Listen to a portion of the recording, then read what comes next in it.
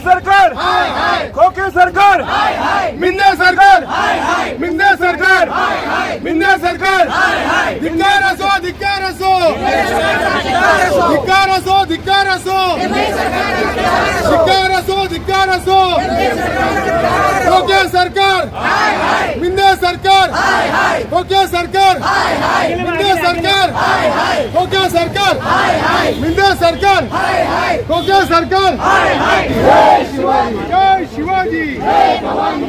सरकारचं करायचं काय? खाली डोकं वर पाय, सरकारचं करायचं काय? खाली डोकं वर पाय, सरकारचं करायचं काय? खाली डोकं वर पाय, सरकारचं करायचं काय? खाली डोकं वर पाय।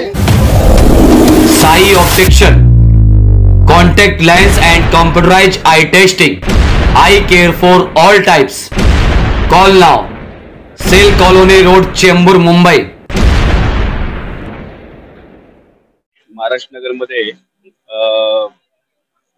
एका महिलेवर हा बलात्कार झाला आहे। रात्री 11 वाजल्यापासून सकाळी 5 वाजेपर्यंत हा अत्याचार सुरूच होता आणि त्याच्यानंतर सुद्धा गुन्हा दाखल झाला। मात्र आता आमच्या शिवसेना महिला आघाडीच्या वतीने जे निवेदन सादर करण्यात आले त्याच्यामध्ये बऱ्याचशा वस्तुस्थिती ज्या पुढे येणं आवश्यक होत्या त्याची मांडणी केलेली दिसत नाही। अनेक चुका पोलिसांकडे झालेल्या आहेत, त्या चुका दुरुस्त कराव्या अशी मागणी महिला आघाडीने केलेली आहे। त्याच्यामध्ये 307 कलम हे आवश्यक होतं, कारण जीवे मारण्याचा प्रयत्न या ठिकाणी झालेला आहे। उपचाराच्या बाबतीत सुद्धा हेळसांड झालेली आहे आणि महिला आघाडीने जे निवेदन दिलं आहे त्याच्यामध्ये मी एवढंच सांगेन की या निवेदनाच्या मागण्यांची पूर्तता जर येत्या 5 ते 6 दिवसांमध्ये जर पोलिसांनी केली नाही तर जाब विचारण्यासाठी अतिरिक्त पोलीस कार्यालयावर ऍडिशनल कमिशनर कार्यालयावर आम्ही शिवसेना विभाग क्रमांक 9च्या वतीने एक मोठा आम्ही मोर्चा काढू। हा जो प्रकार आहे महाराष्ट्र नगर पुरता मर्यादित नाही। तुम्ही बघत असाल की संपूर्ण मुंबई, संपूर्ण महाराष्ट्रामध्ये अशा पद्धतीच्या घटना या वारंवार घडत आहेत आणि मला वाटतं हे मिंदे सरकार आल्यापासून वास्तविक पोलीस खात्यामध्ये ज्या काही उपाययोजना होणं आवश्यक होतं, ज्या काही सुधारणा होणं आवश्यक होतं, पोलिसांची जी संख्या आहे ती वाढणं आवश्यक होती, त्याच्याकडे लक्षच नाही सरकारचं। सरकारचं लक्ष हे फक्त सरकार गैरप्रकाराने टिकवता कसं येईल आणि भ्रष्टाचाराच्या माध्यमातून अधिकाधिक कसे पैसे लाटता येतील हे सर्व सरकारच्या माध्यमातून चाललं। त्याच्यामुळे ह्या मिंदे सरकारकडनं तरी आम्हाला काही अपेक्षा नाही। महाराष्ट्र नगर चेंबूरमध्ये आणि या ठिकाणी झालेल्या बलात्कारानंतर त्या महिलेला ती मेली आहे अशा प्रकारच्या पीडिता त्याची भावना होऊन अत्याचार करणाऱ्याची त्यांनी तिला फेकून दिलेलं होतं। रस्त्यावर पडलेली ही महिला सकाळच्या वेळेला दुसऱ्या दिवशी एका महिलेला भेटते, ती दिसते आणि दिसल्यानंतर तिची ती अवस्था, ज्या नग्नावस्थेत ती भेदरलेली महिला पडलेली होती, तिची अवस्था पाहून ती महिला 100 नंबरला कॉल करून पोलिसांना याची वर्दी देते। त्यानंतर पोलीस त्या ठिकाणी येतात, त्या महिलेला दुसऱ्या महिलेच्या मदतीने तिच्यावरती अंगावरती कपडे टाकण्याचा प्रयत्न केला जातो आणि तिला हॉस्पिटलला राजावाडी हॉस्पिटलला ऍडमिट केली जाते। सकाळी 10:40 घटना घडलेली रात्री, घटनेनंतर ही महिला सापडली 10:40 तिला आरोग्य विभागाच्या सुपूर्द केलं जातं। तिच्यावर कोणत्या प्रकारचा अत्याचार झालेला आहे, कोणत्या प्रकारची तिची शारीरिक हानी झालेली या संदर्भात ऍडमिट केलं जातं आणि आम्हाला सखेद आश्चर्य या गोष्टीचं वाटतं की 10:40 नग्न अवस्थेत जर एखादी महिला पोलिसांना रस्त्यावरती कोणातरी महिलेच्या सांगण्यावरून सापडते तर 10:40 ऍडमिट केल्या तिच्यावरती गायनेकॉलॉजी डिपार्टमेंटच्या माध्यमातून जे काही योग्य सोपस्कार व्हायला हवे होते ते सोपस्कार झाले नाही।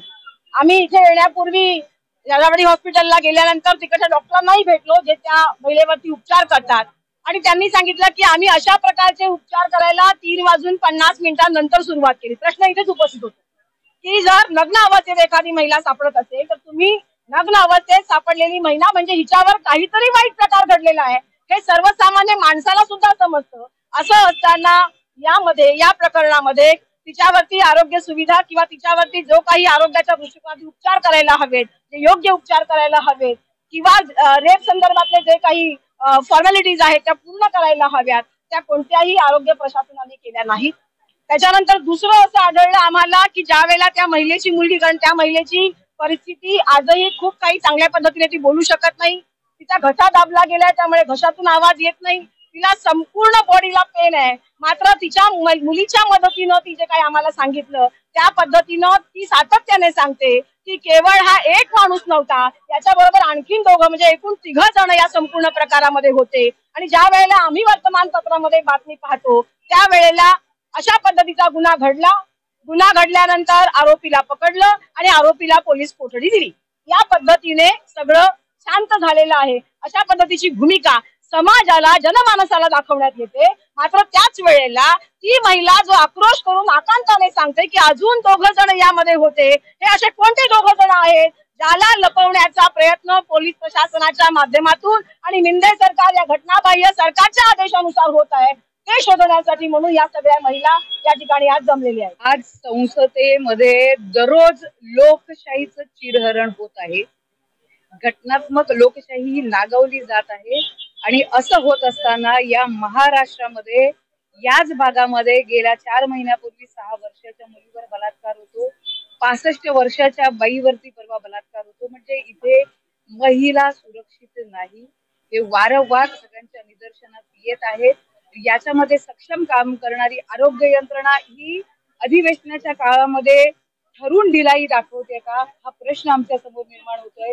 याच काळामध्ये सक्षम यंत्रणा मानली जाणारी मुंबईची पोलीस यंत्रणा, जिचा उल्लेख अख्ख्या जगात व्हायचा, ही पोलीस यंत्रणा काही कारणास्तव आपल्या स्टेटमेंट असतील, आपले FIR रिपोर्ट असतील, ही अशा कुठल्या प्रेशर खाली दाबून ठेवतंय किंवा लपून ठेवतंय जेणेकरून याचा आवाज अधिवेशनाच्या काळात त्या ठिकाणी उचलला जाऊ नये.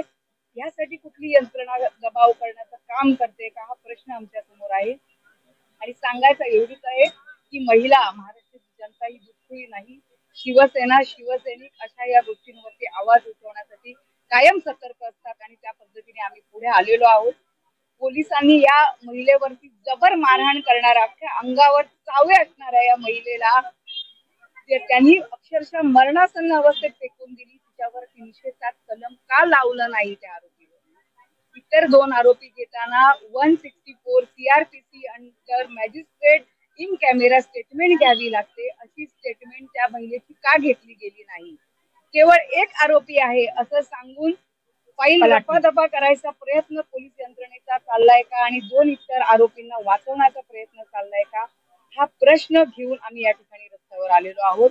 आणि भविष्यात पुनश्च एकदा या भारताच्या केंद्र सरकारला आणि राज्याच्या राज्य शासनाला गदागदा हलवायची गरज आहे, जागा करायची गरज आहे. आणि याकरता मणिपूरच्या त्या प्रसंगाच्या वेळेला आम्ही राज्यपालांना भेटायला गेलेलो होतो.